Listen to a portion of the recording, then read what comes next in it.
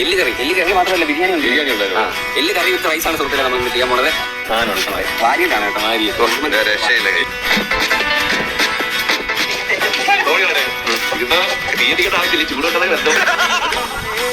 നിന്നെ സ്വന്തമായിരുന്നവര് നെഞ്ചില്ലാതിനി പറയുന്നതെന്തുവാ?